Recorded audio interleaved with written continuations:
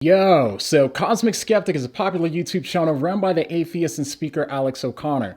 Now, Alex recently did a response to one of my older videos, and this video is my response. In the last video, we basically just talked a lot about how Alex and I are on different pages. And if you haven't watched that video, then you may want to watch it so that way you can have more context. But today is where we get into the nitty-gritty.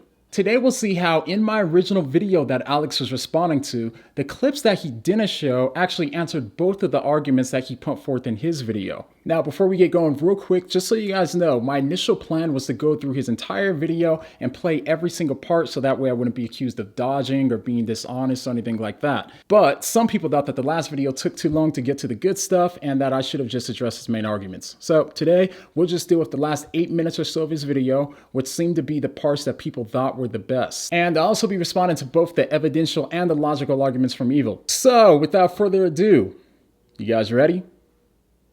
Then let's go! Now we're dealing with an argument of logical inconsistency.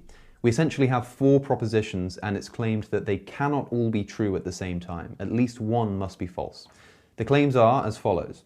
God exists, God is perfectly good, God is all-powerful, and evil exists. Since most conceptions of God think of him as necessarily both perfectly good and all-powerful, the most common of these propositions to reject out of the 4 are claim 1 and claim 4.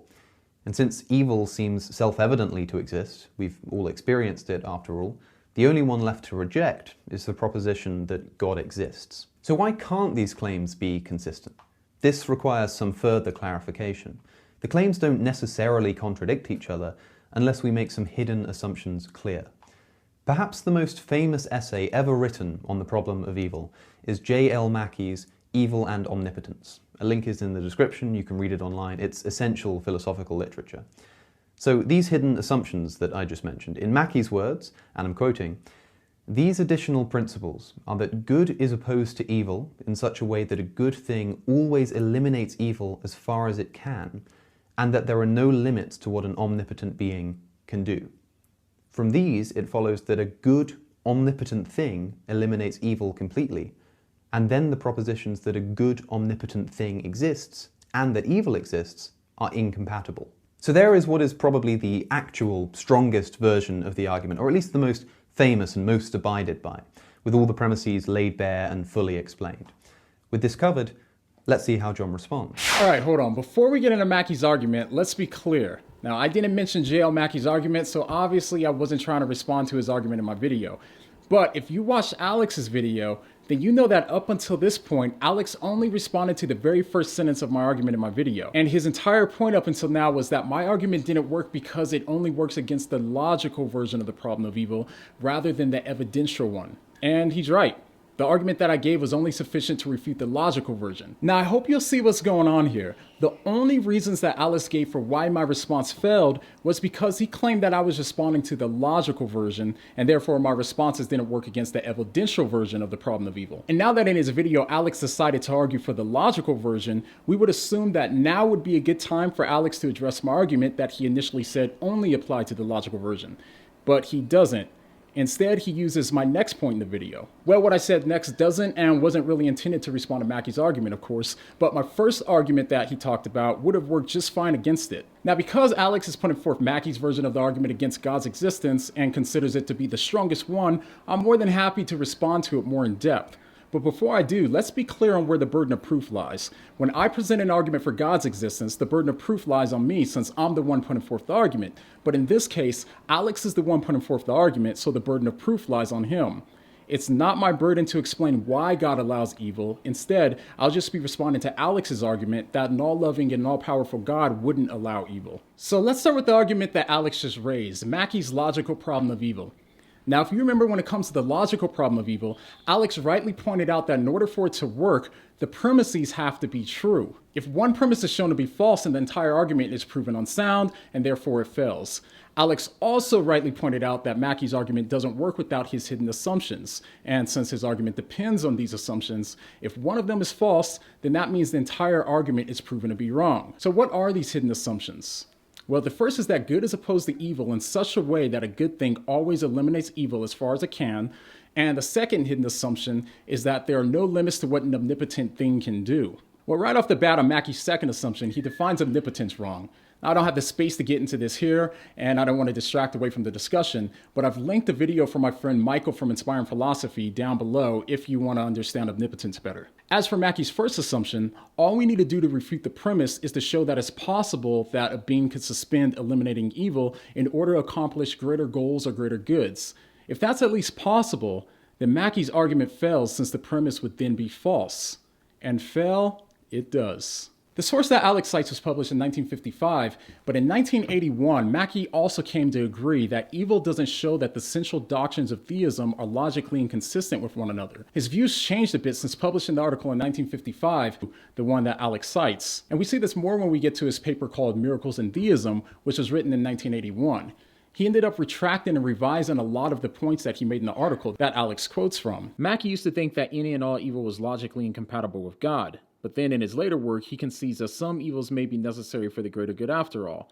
This point alone renders his first hidden assumption as false, and Mackey apparently came to agree after wrestling with Plantinga's free will defense. In Plantinga's free will defense, Plantinga argued that human beings having free will and not being robots is a greater good. He argued that with free will comes the potential to use free will for evil. The truth is, people have moved on in philosophy past Mackey's argument, both theist and atheist philosophers. As the atheist philosopher Paul Draper says, although logical problems of evil seem promising in the 1950s and the 1960s, e.g. Mackey 1955, they are rejected by the vast majority of contemporary philosophers of religion. The bad news for Alex is, if he were right and Mackey's argument really was the strongest version of the problem of evil, then it would be safe to say that the problem of evil is a failed argument. Now we can keep moving. Let's see how Jon responds. All right, story time. So for those that don't know, I have the most incredibly adorable 2 baby boys on the entire planet, right? Right now they're 5 months old and 4 years old. And I just love my boys. When it came time for me to take my oldest boy to the dentist for the first time, I did what any dad would do. Rather than putting him through torture and having him hate me, I told my wife that she had to take him. So when that didn't work, I ended up at the dentist's office, sitting there with my boy. And as usual, the dentist comes in and the dentist tries to make him happy, tries to make him laugh, and he just was not having it. He was just terrified of the dentist and would not chill out for a second to let the dentist start looking inside of his mouth. So at this point, he starts screaming, he starts crying, and he starts reaching for me. And instead of me reaching for him, grabbing him, and taking him from the dentist, instead what I had to do was actually hold him down so that way the dentist can continue to look inside of his mouth. Not only could he not understand why I didn't save him when he's reaching out for me, but he also couldn't understand why I actually held him down and allowed him to suffer. And for me, it was really kind of difficult at this point, to be straight up with you. And the reason why is because I wanted him to understand, but I knew that there wasn't anything that I could say that he could understand. I mean, he was barely, kind of getting through basic language at this point. He just couldn't understand the language or even these big concepts of the greater good. Now, in a similar way, I don't see any reason why it couldn't be the same with God. If God created the entire universe and he knows everything there is to know, then he would also know how everything must go together for the greater good, even if we couldn't see it or comprehend it. And just like my son, who was too little to understand the greater good, how much more would it be for an infinite God that knows literally everything? Therefore, we couldn't possibly know all of the reasons for why God allows suffering to happen. So we're essentially dealing with a best of all possible worlds approach here. Jon is clearly claiming with this anecdote that an explanation for suffering in the world is that God allows some evil because that evil is necessary to eliminate a greater evil, thus serving some greater good. And please note, there are many other ways in which the evil is necessary for good argument can be made, but I'm going to respond specifically to Jon's version as presented here in this dentistry story, since he doesn't offer any others. So I didn't offer any others. Well, actually I did. I did in just about every other clip that Alex didn't show, and these clips came immediately after the ones that Alex showed in his video. Even more, these clips would have been perfectly sufficient in arguing against the evidential version of the argument as well. We'll see why here just in a minute. Yeah, buddy. So the argument is, evil is possibly justified because it may eliminate or prevent greater evils. In the dentist story, it's clear that though the child does suffer in the dentist chair, the reason for this is because that suffering is necessary to prevent or to fix the greater suffering of toothache or some other dental problem. That is the philosophical crux of the story. But bear this in mind. The only reason that that child's suffering at the dentist's can be seen as a positive or justifiable thing is by virtue of the fact that some greater suffering like toothache exists. In other words, if there were no such greater dental pains, then there would not be this reason for the child to suffer at the dentist's. So, according to Jon's analogy, this means that human suffering, e.g. kids with cancer, can be justified or good by virtue of the existence of some greater suffering which this small suffering is needed to eliminate. Can you see how we've just pushed the problem back? The question simply becomes, why should such greater suffering exist in the first place to necessitate the lesser suffering? So notice that Alex is responding to what he thought was the point of my story, that stopping suffering was needed in order to stop greater suffering. That's fine and all, but I made it clear that that wasn't the point of my story. The point of my story was made clear in the very next sentence from where he stopped the video. Here's what I said. Now I should probably make this clear because I know how the internet gets. The comparison is not between the dentist and having cancer. That's not the comparison. The comparison is just to highlight how limited our minds are and our limited cognition. That's all. Now notice how I said that the point of the story was only to highlight how limited our minds are. I explicitly said it very clearly. But instead he thought that the point of my story was this.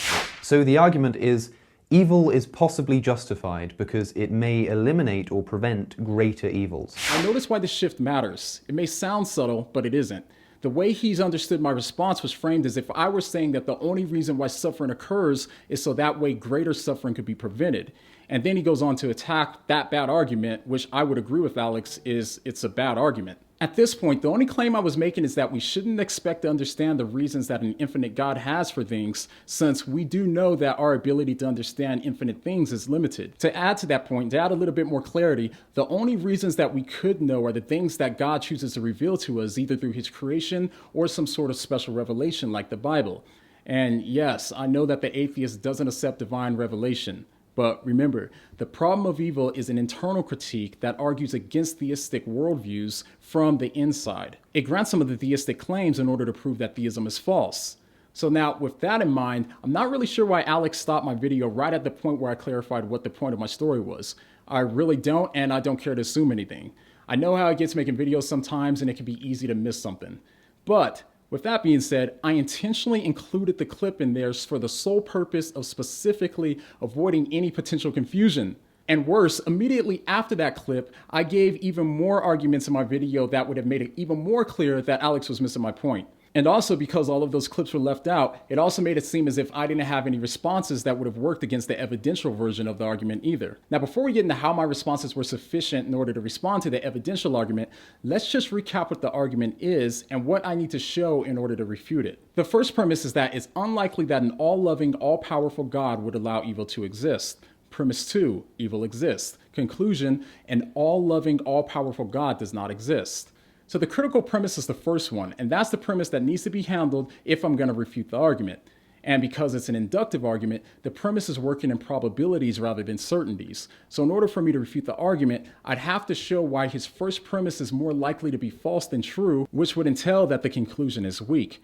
So any reasons given that cast doubt on the first premise, being that it's unlikely that an all-loving, all-powerful God would allow evil to exist, would help to lower the probability of the premise, making it more likely that the premise is false. Now I want you to keep that in mind as I play the clips that Alex didn't show.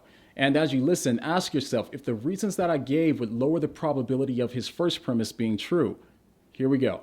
But if you really think about it, sometimes in life we are able to see the greater good that comes from suffering, and we see how it made us better people. A lot of people would say that even though they went through something absolutely horrible, they wouldn't take it back for anything. And they say the reason they wouldn't take it back is because it made them better people and it made them who they were today. Now, I'm not saying that that happens in every case, but that's one example of how we can see good come from suffering that otherwise couldn't be achieved if that suffering was not there. With that perspective in mind, how does it follow that if bad things happen, God does not exist? The only thing that follows from if bad things happen would be that we don't know the reasons for why God would allow bad things to happen. But that doesn't mean that God doesn't exist. And lastly, I just want to say the fact that greater goods come from suffering is especially evident on Christianity. So why does God allow suffering? I don't know. But what I do know is that on Christianity, the answer can't be because he doesn't care and he doesn't love us. On the contrary, God actually lowered himself to become a victim of injustice and violence on earth. And what did he do when he came to earth? He suffered. In Christianity, the greatest conceivable good is when God actually took on human flesh and came into our world to provide a way for us to be rightly related to him. And he did that through suffering. So the reason why there's suffering in this world can't be because God doesn't care. At least not in Christianity. So as you can see now, even though it wasn't my intent, I still gave several reasons that would lower the critical premise of his evidential argument. The first was the dentist analogy. In the dentist analogy, I made it very clear what the point of the analogy was. To be clear, I argued from what we know, not what we don't. And it's easy to get this backwards, which is why I added the extra clarity in the clip following the dentist example.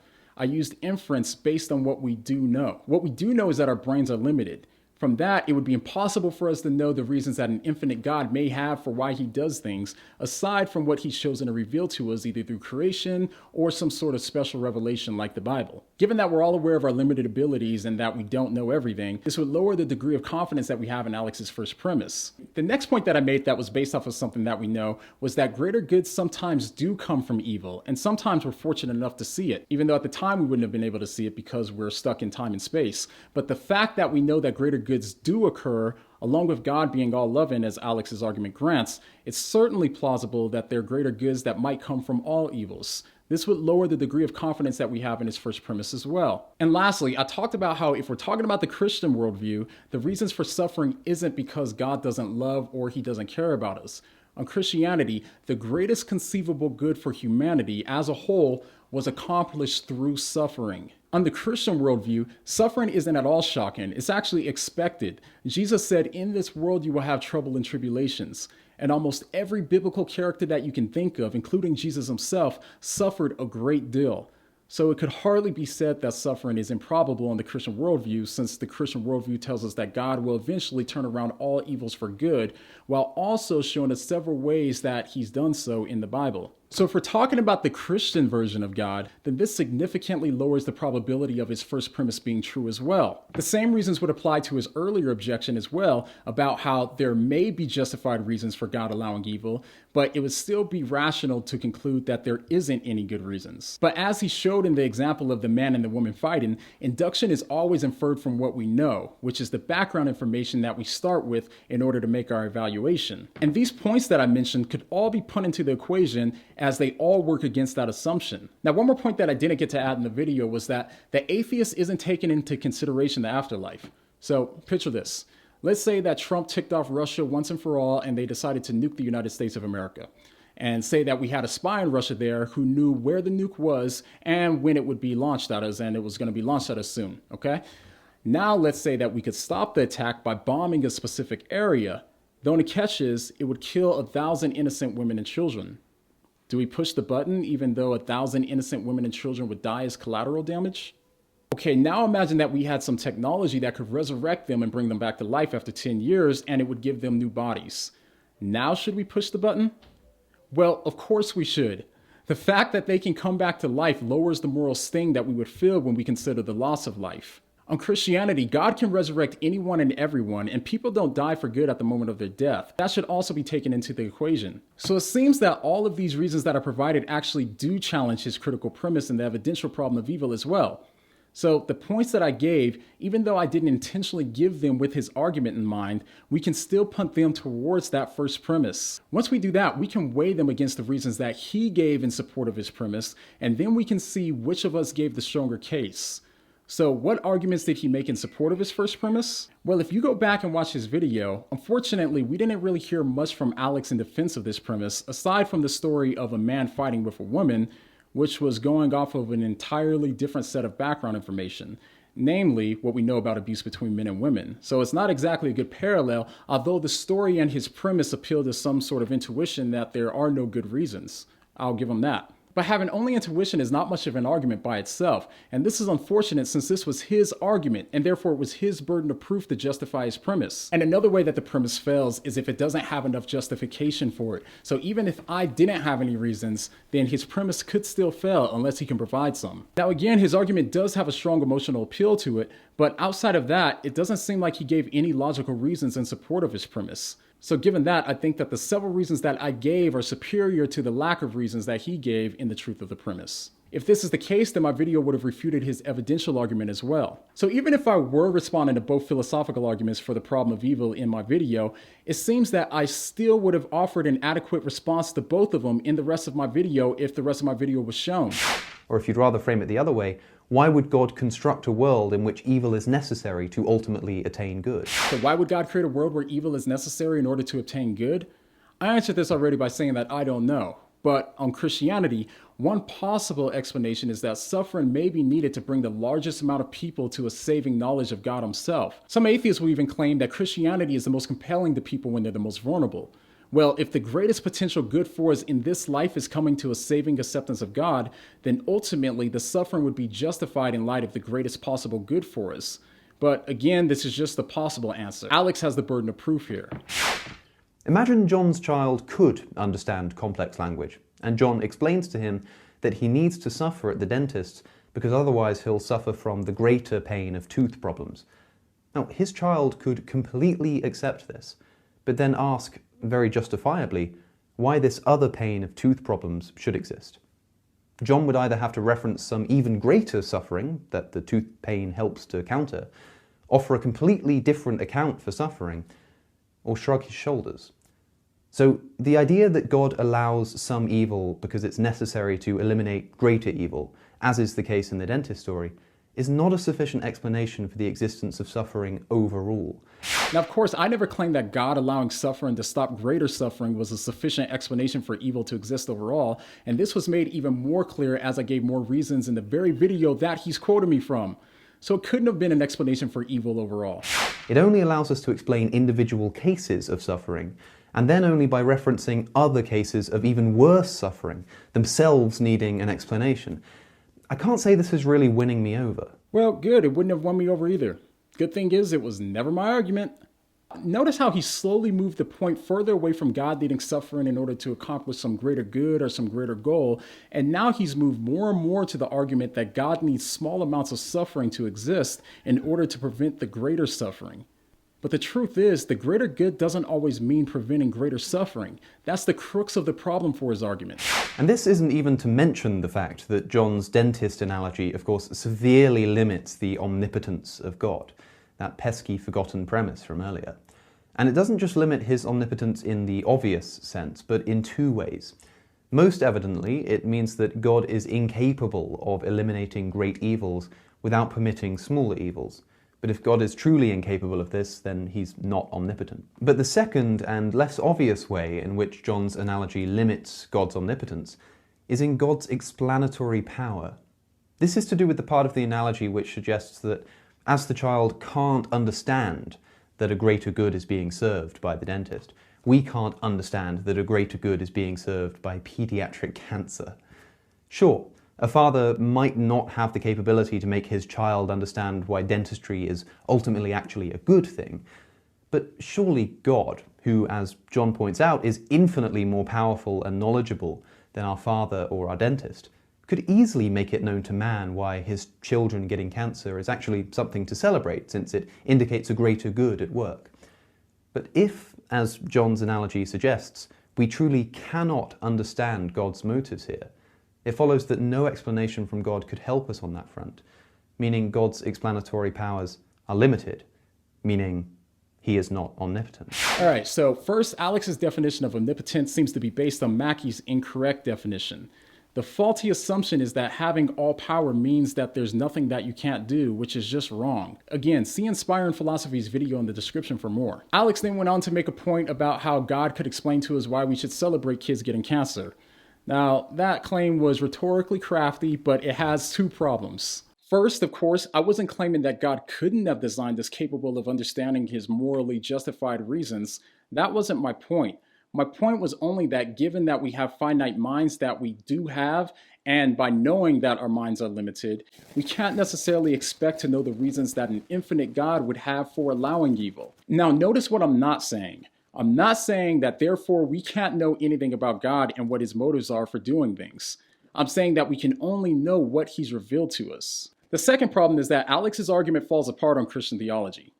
First, in Christianity, although most of the time God doesn't give us reasons for specific instances of suffering, God does tell us that bad things will happen and that He'll turn those bad things around for good, while also telling us that we are limited on this earth and we won't know the full scoop of things. So in that way, He does tell us. Also, Christian doctrine tells us that God takes no pleasure in our suffering. So no, we don't celebrate children's suffering. We can celebrate that God will turn it around for good, but we don't celebrate the evils that occur. We mourn, just as Christ Himself mourned over loss. Not to mention, on Christianity, God put on human flesh to come down and suffer so that way one day we won't have to suffer ever again.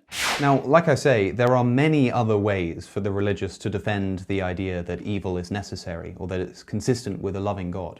I'm sure this isn't Jon's only response to the problem of evil. He seems far smarter than that. But it's the only one he's presented here.